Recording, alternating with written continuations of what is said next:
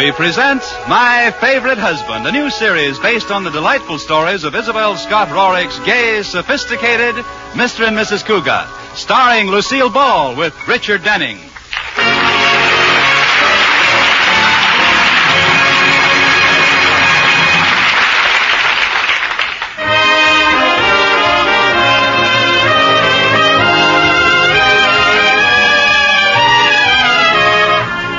The Cougats, Liz, busy young matron, and George, busy young fifth vice president of the bank, are one of the few couples we know who live together and like it. Let's look in on them now as Liz waits for George to come down to breakfast. Oh, Katie. Yes, Mrs. Cougat, what is it? Katie, you don't have to serve breakfast this morning. I'll serve Mr. Cougat myself. Oh, don't you feel well, Mrs. Cougat?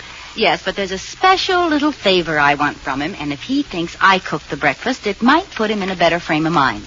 Well, if he thinks you cooked it, Mrs. Cougat, I don't think he'll eat it. Well, fix something real nice, like scrambled eggs. I'll make a nice omelet. Oh, you can always get around a man with food. I used to get anything I wanted from my first husband, Clarence. I just cook him an omelet and put in a whole bottle of Tabasco sauce. A whole bottle? Uh-huh. And I wouldn't give him a glass of water till he said yes. Well, just leave out the Tabasco. I've done everything to keep George in a nice frame of mind this morning. All right. Liz!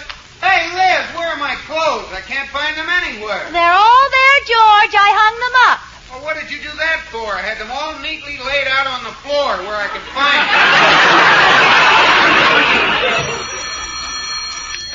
them. Hello? Oh, hello, Anne. Lunch? How can you think of it? Aren't you going to the tryouts for the play? The Young Matrons League. It's in the paper this morning. On the society page, I just put it in front of George's place at the table. And you know what, Anne? Anatole Brodny is going to be in the audience on opening night. Yes, the famous Hollywood director. He used to live in town here. Oh, I hope George will let me try out. Oh, here he comes. I'll call you later, Anne. Good morning, dear. Good morning, then.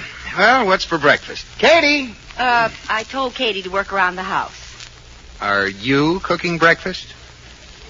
Well, you're my favorite husband. Okay. What do you want from me, Liz? Me? Want? Mrs. Cougat, can I see you a minute? What is it, Katie? Something wrong? Go right ahead, Katie. Tell me. I have nothing to keep from Mr. Cougat. Breakfast won't be ready for a while because the omelet you were cooking spoiled and you had to make another one. Thank you, Katie. I hope you didn't put too much salt in it, Liz. Don't be funny. Hey, why don't you read your paper, George? You mean you let me? Certainly, dear. See, it's all set for you. All you have to do is read. Oh, who opened this paper to the society page? Now, you could do worse than read the society page. There's some very interesting things there. There are? Mm-hmm. Oh, let's see. Well, I should say. Just look at this. At a late afternoon ceremony, Deborah Ann Rasmussen became the bride of Arthur Sponduli Cranfeather, Jr. Why don't you read something else, dear? No, this is exciting. The bride wore a bouffant gown of white chantilly lace, and her head was covered by a lace cap from which fell a large veil. That's veil.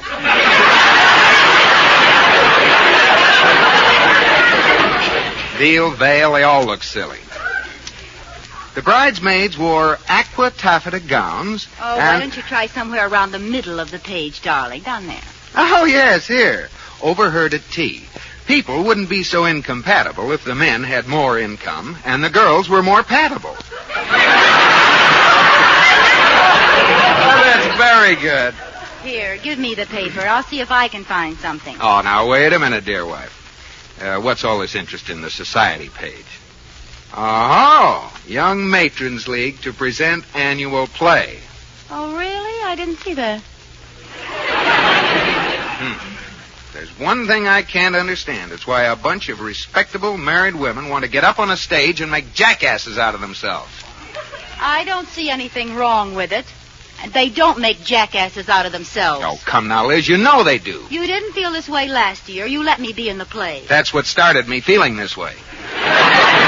Oh, you think I'm a jackass? I didn't say that. Well, you implied it. Didn't you? No comment. George Cougat, you are calling your wife a jackass by keeping your mouth shut. Well, think of the trouble I'd get into if I opened it. Oh, look, why don't you forget it, honey? I know what you're leading to. You want to be in the play. I do not. I didn't even hear about it until you happened to find it in the paper. Really? Don't you believe me? Oh, certainly, dear. I wonder what play they're going to do. John Loves Mary. Well, forget it, Liz. The answer is no. Not after last year. That wasn't my fault. Well, you're supposed to feel at ease on the stage. Move around. Oh, I almost died when that fella came bounding in and called, "Run for your life! The dam has broken!" And you just sat there. Well, I know how you felt. I've had stage fright, too. I didn't have stage fright. Well, then why didn't you get up when the dam broke? Because when I sat down, a strap broke. Now, I'll tell you something else, George Cougat. There's going to be a famous Hollywood director in the audience on opening night, and I'll bet you if he sees me, he'll offer me a contract. Oh, Liz, stop it. You're talking like a child. Come on, we'll make a bet. How much? Oh, no, you don't. This is just a trick, so I'll let you be in the play. Well, I have to go to the office, dear. Sorry, I had to deprive you of a Hollywood career. Very funny. What has Betty Grable got that I haven't got? Or Lana Turner? Nothing, dear. In fact, you have something they haven't got. I have what? Me. Well, see you later, dear. If you want me, I'll be at the bank.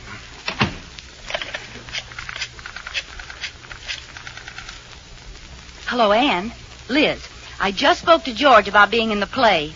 Yes, he put his foot down. Absolutely no. He was really definite about it. What time are we going to the tryouts? Of course I am. It's a challenge now. If I get the part, think how surprised George will be on opening night, to say nothing of that Hollywood director. Who, me? Don't be silly. A Hollywood contract is the last thing in the world I want. I'd just like to show George I could get one if I wanted to. Goodbye, Anne. I'll get the door, Mrs. Cougat. I know that horn. It's Mr. Cartwright. Good old Corey. Gee, I'm glad he dropped by. What does Mr. Cartwright do for a living, Mrs. Cougat? Oh, nothing, Katie. He's just a very eligible bachelor. Well, from what I gather, he chases women for a living. Now, that's not exactly fair, Katie. Women chase him for a living. Only none of them have caught him as yet. Well, I'll let him in. Greetings, dear. Heaven's gift to unmarried young America is here. Corey Cartwright, am I glad you dropped by. I want you to help me with something. You know me, Liz. Anything up to murder. And for you, I may go a step farther. Who do you want me to rub out? I mean, or should I say, whom do you want me to rub out? You're never serious, are you? You'll get married someday. By the way, how's your new girlfriend? Which one? That little redhead. Which one? Her name was Mary. Which one? What was her last name? What a life you must lead. If I remember, it was Johnson. Mary Johnson. Well, she hasn't called me in ages. I've got her name in my book. Yes. Here it is. Mary Johnson, R-H-R-W. Would you mind decoding that for me? Not at all. R-H, that means redhead. What's the other R for? Real. And the W is my kissing guide. Oh, I get it. Won't, huh? No. Will? No. Wow. You know, you've got more on your girls than the FBI has. Next thing, you'll be giving them a loyalty check. Oh, enough about me and Amour. No, wait a minute. If you had my name in your book, what would it say? I have. Oh. Here. Oh, let's see. Liz Cougat. R-H-R-W? Keep going. W-I-W-G. Holy cow, what does that mean? Wish I were George. Oh,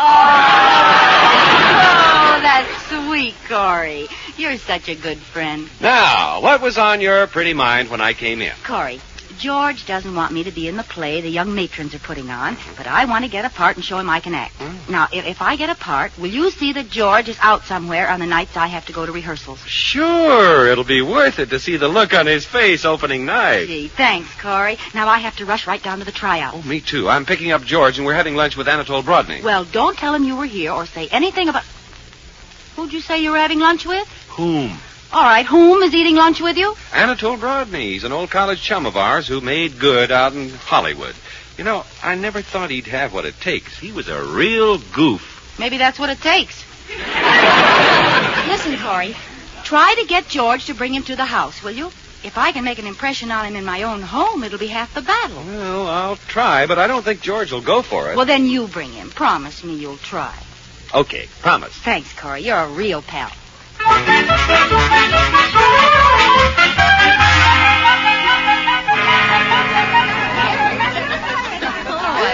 Let's come to order, girls. Girls, to order. I'd like you to meet the director of our little show, Miss Worthinghill, from the drama department of Sixley College.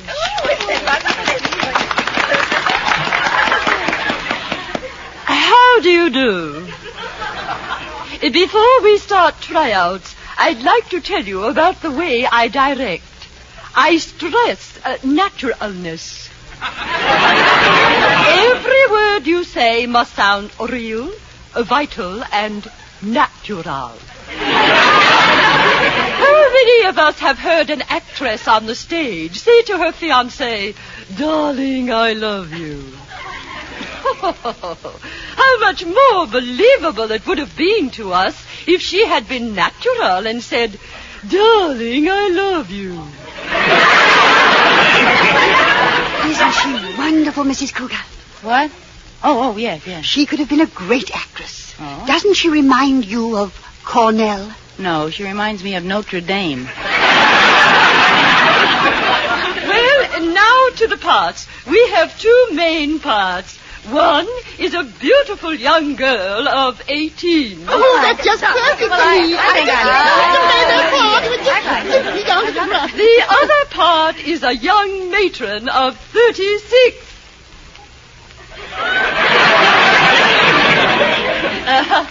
This is the main part. Oh, well, I'll try it. But I'll have to be a pretty good actress to portray anyone that old. Good. Let me look at you. Oh, my dear, you're just the type. Well, you don't have to get nasty about it. Now then, here is the scene I want you to read. You are crying your heart out because your lover has left you. Uh-huh. Suddenly, you hear the bark of a dog. Oh. It is his dog. He has come back. Uh-huh. You run to your lover, laughing now as hard as you were crying before. You say to him, "Hold me in your arms." Then, seeing the dog is on the sofa, you say to it, "Leave quickly. You are not supposed to be in here." Oh. Have you got it? Yes. Now then, you are crying your heart out.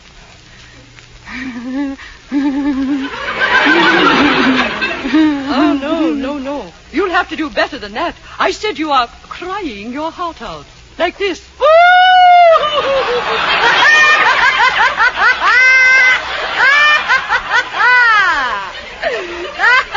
What are you laughing for? Because my lover is coming. We haven't reached that part. I was showing you how to cry. Oh, I thought that was the dog. We will continue. But you must practice that crying if you wish to get the part in the final audition. Uh-huh. Now you hear the dog.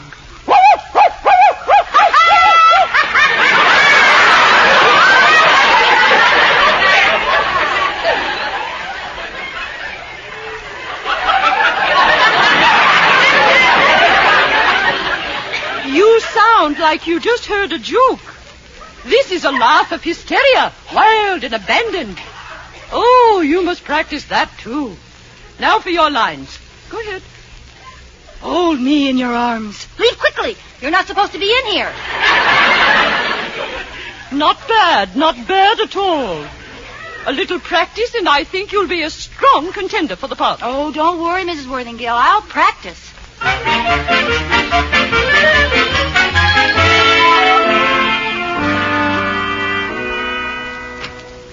Oh, hello, Mr. Cougat. Is there something wrong? No, Katie, I just had to run home for some papers I left in the study. Is Mrs. Cougat home?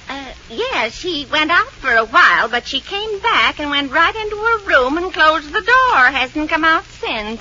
That doesn't sound like her. I hope she isn't sick. We'd better go and see. Oh, she hasn't looked any too well lately. Her door is still closed. I'll just not... What's that? She's crying. Oh, the poor kid.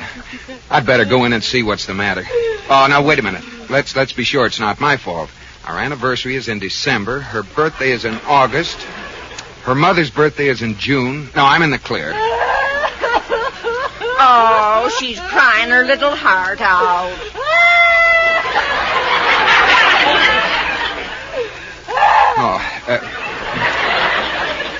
Come in with me, Katie. I get all funny when she cries.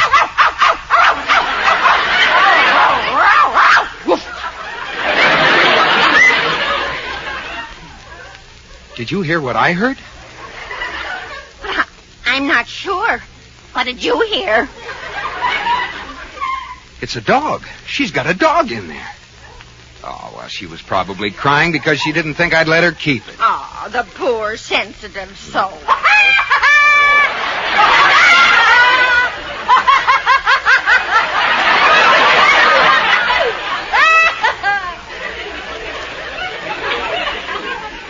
Well, she's all right now. That's all it was, Katie. She's got a dog in there. Take me in your arms.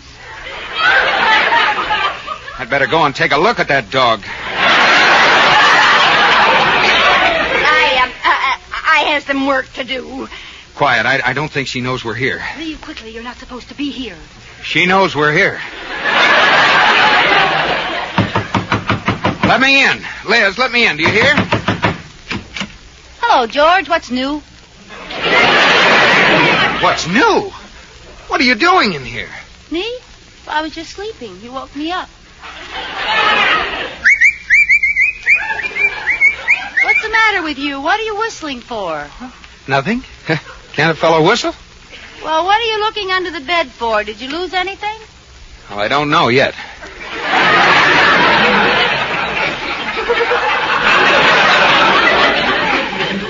What's in the closet, Liz? You know what's in the closet. Well, I'll just take another look. Nothing but clothes. What'd you expect to find? The Tony twins? What was going on in here, Liz? I told you I was asleep. Maybe I had a nightmare. That's it. I had a nightmare. Or was it a daymare? It's daytime, isn't it? You'd better lie down again, dear. Try to get some rest. Oh, it's nothing, George. You run along. I'll be all right. Are you sure? Mm-hmm. Maybe I'd better stay home for the rest of the day. No. I'll be fine, honest. Well, all right, but I'll come home early. And don't get up. Just rest. All right, honey. Bye-bye. Katie. Yes, Mr. Cougat. I'm worried about her. I think I'll see a psychiatrist and get some advice.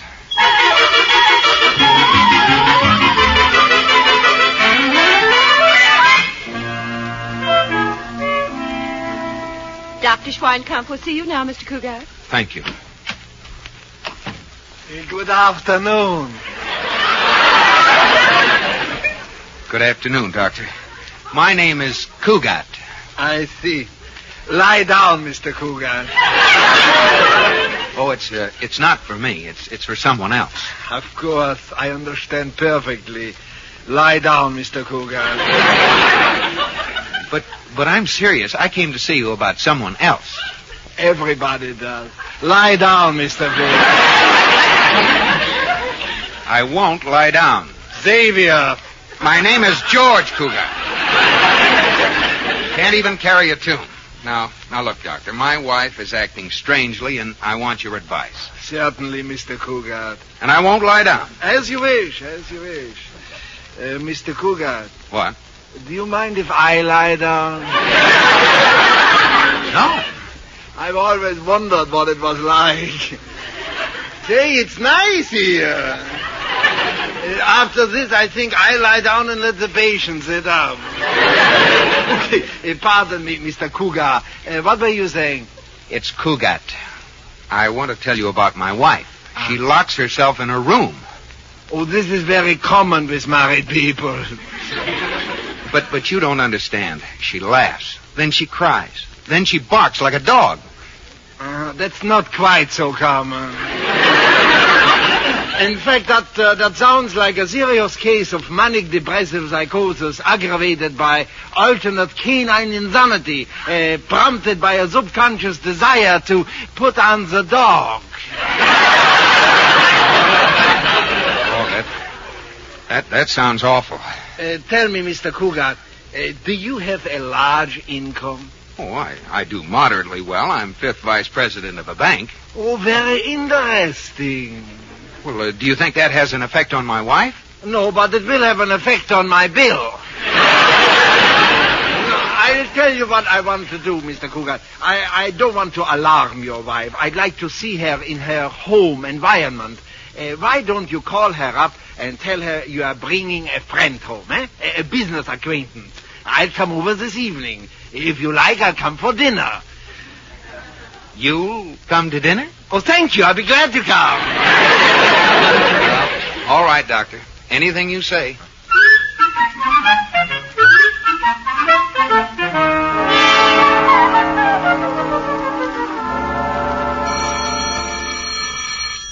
Hello? Hello, dear. How are you, honey? Oh, I'm fine. Dear, I'm bringing a friend home for dinner, an old college chum. Will it be all right? Oh, an old college chum. Well, of course, dear. What's his name? Art Jones. Oh. Well, we'll see you later, dear. All right. Bye-bye. Katie. Oh, I can see his little game. Katie. Yes, Mrs. Cougar. There'll be one extra for dinner, Katie. My husband thinks he's going to play a little trick on me. He does? Yes, he's bringing a big Hollywood director home, only he wants me to think he's somebody else. Then tomorrow he'll lord it over me and say, see, a Hollywood director in your own home, all to yourself all evening, and you didn't make any impression. That's what he thinks. No impression, eh? I'm going to make a dent.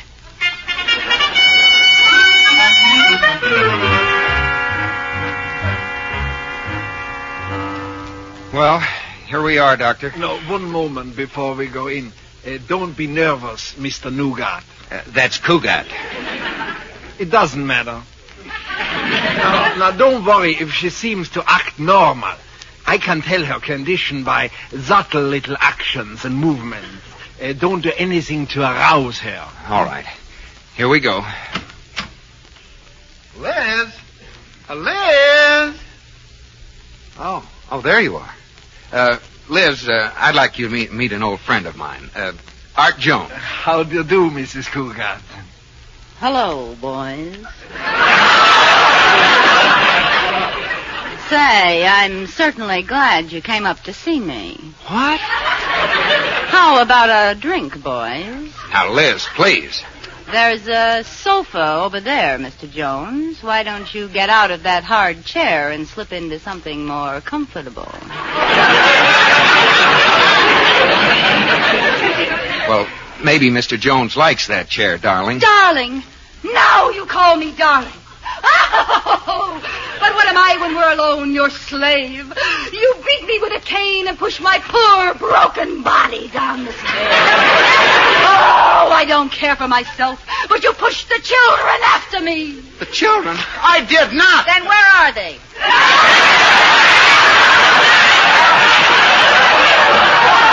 I can't stand it, putting on this sham in front of your friends. I'm leaving this life of hypocrisy. Leaving, do you hear?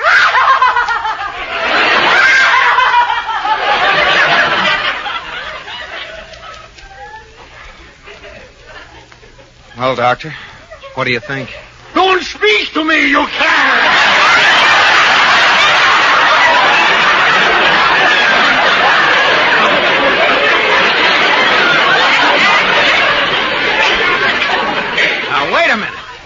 I would suggest that you come to see me every day, Mr. Cougar. You have a serious condition. I tell you, this is ridiculous. We have no children. Oh, she's making this all up. Oh, wait a minute till I get the door. Violet, will you buy a poor old lady's violets, Sonny? I haven't eaten in 3 weeks. Liz, you sound like a goat. Now, take that shawl off your head and come in here. Just a moment, sir. Here you are, old lady. 50 cents. Keep it.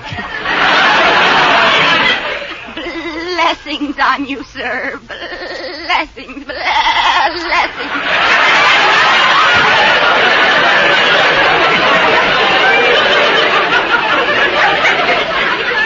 I apologize, Mr. Cougar. Now things sound different, don't they? Oh, yeah.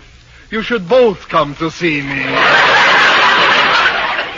Now, quickly. You have a maid? Yes. Well, ring for the maid. We're going to find out how your wife has been acting around the house today. Well, I am ringing. I don't know why she doesn't answer. Oh, darn this bell. Maybe it's broken. All right. I'm coming, Governor. Don't get odd about it. Oh, no. Liz, stop this. It's ridiculous. Oh, you don't like me as a Cockney, eh? Well, perhaps you'd like me better as a South Sea Island native. Liz, get up off the floor. What are you doing? Mi Candelario. That's good. Me love white man. You don't love me? No. Me answer doorbell. Well, here's Cartwright, a man of his word. Oh, hello, Corey. Where's Liz? Over there on the floor. Oh, yes.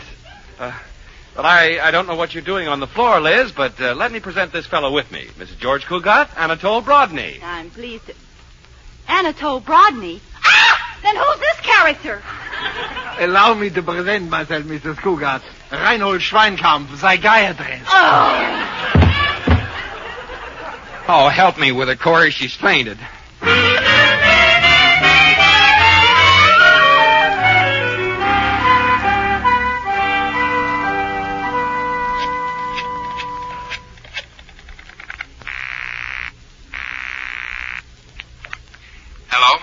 Hello. May I speak to Mrs. Cougat, please? Mrs. Cougat is upstairs resting. This is her husband. May I help you? Oh, this is Mrs. Worthingale, the director of the young matron's play. I called to tell Mrs. Cougat that she got the main part. Congratulations, Mr. Cougat. Well, I think you'd better forget about my wife for that part, Mrs. Worthingale. After the experience she had tonight, she assured me she has given up the theater for good. Oh, that's too bad. Well, goodbye, Mrs. Worthingale. Goodbye, Mr. Cougat. Mrs. Worthingale. What? Hello? This is Liz Cougat. I've been listening on the telephone upstairs in the bedroom. Oh, then you heard what your husband said. Yes, but don't pay any attention to it. I'll see you at rehearsal in the morning.